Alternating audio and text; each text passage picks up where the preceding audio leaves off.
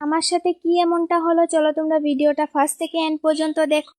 সুন্দর কমেন্ট করে যেও। Hello everyone, good morning. আমি নূপুর। রুবিন ক্ষেত্র থেকে বের হয়ে সিধা চলে আসলাম কেএফসিতে। দেখতে পাচ্ছ তখন বাজে ঠিক 5টা আর আমাদের সুপার ছিল 6:45-এ। তো ভাবলাম অল্পক্ষণ 1 ঘন্টার মতন ছিল, 1 ঘন্টা।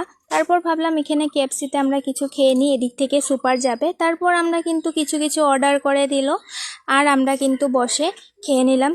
আর কেএফসির ভিতরটা দেখো, তোমাদের সাথে একটু শেয়ার করে নিলাম। তো খাওয়ার পর তখন 6টা বেজে গেল, কিন্তু বসতে বসতে আর সুপার কিন্তু আসলো না। সুপার কিন্তু জলের কারণে গুয়াহাটি শিলং রোড যেটা থাকে গুয়াহাটিতে, সেখান থেকে কিন্তু সুপার। কি খাচ্ছ?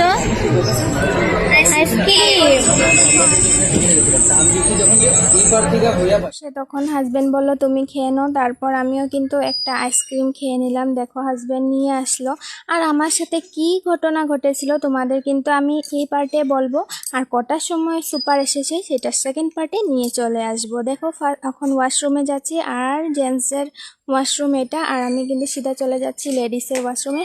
আর লেডিসের ওয়াশরুমটাতে গিয়ে কিন্তু খুব ক্লিন পেয়েছি। দেখো তোমাদের সাথে সেটা একটু শেয়ার করে নিলাম। আর তখন কিন্তু অনেকটাই রাত্র হয়ে গিয়েছিল, অনেকটা রাত্র বলতে তখন 10টা ঠিক বাজে। তখনও কিন্তু সুপার আসেনি, অনেকটাই লেট হয়েছে, বলতে অনেকটাই লেট।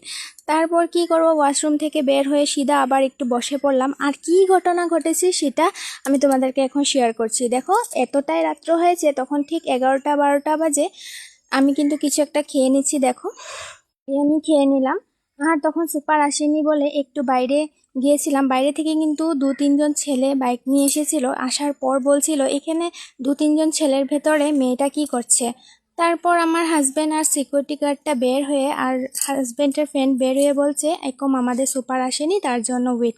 তখন ঠিক বাজে 12টা কি 12:30, কেএফসি বন্ধ ছিল। দেখা হবে নেক্সট পার্ট।